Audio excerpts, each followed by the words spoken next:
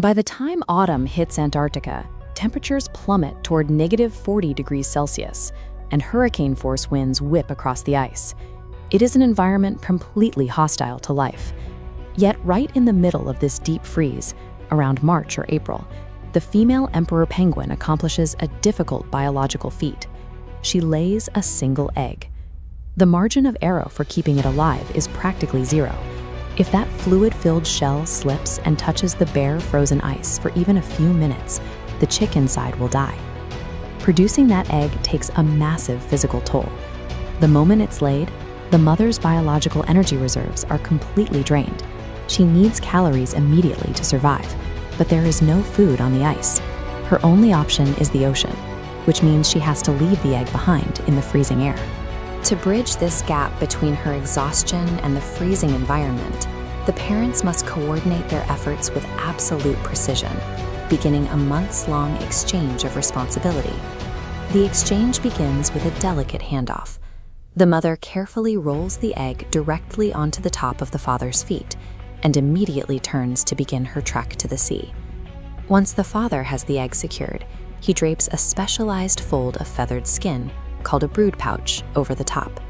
This acts like a biological blanket, insulating the egg from the cold. This chart tracks his 70-day shift. The male acts as a living incubator, entirely exposed to the Antarctic winter, without consuming a single calorie. Over 2 months, he burns fat to generate heat, and his weight plummets by up to 45. They pack tightly into massive synchronized huddles, slowly rotating from the freezing outside edges to the warm center to share body heat.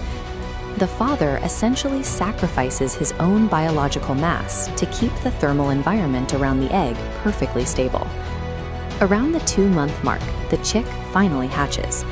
It's a grueling 2 to 3 day struggle, as it uses a temporary hard bump on its beak, an egg tooth, to break through the shell, emerging highly vulnerable. This creates an immediate crisis. The chick needs nutrients the moment it hatches, but the mother is still out hunting. The father deploys one final biological failsafe. Even though he's starving, he synthesizes a protein-rich secretion from his throat called crop milk, buying the chick a few crucial days of life. Eventually, the mother returns from the sea, but locating her exact mate among thousands of identical, huddling males presents a massive logistical challenge. This graphic illustrates the solution. Every penguin possesses a unique focal frequency. Even in a colony of thousands, they can isolate and recognize a specific call, finding each other by sound rather than sight. Once reunited, the final handoff happens. The mother regurgitates pre-digested food for the chick, finally releasing the starving male to begin his own march to the ocean.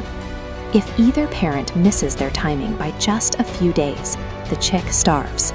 Their survival relies on absolute synchrony. The process continues.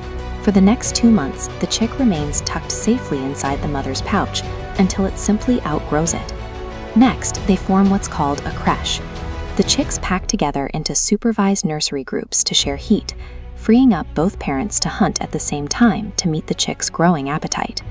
It takes about 7 months before the chicks shed their gray down and grow adult, waterproof feathers. Only then are they equipped to dive into the ocean and hunt for themselves.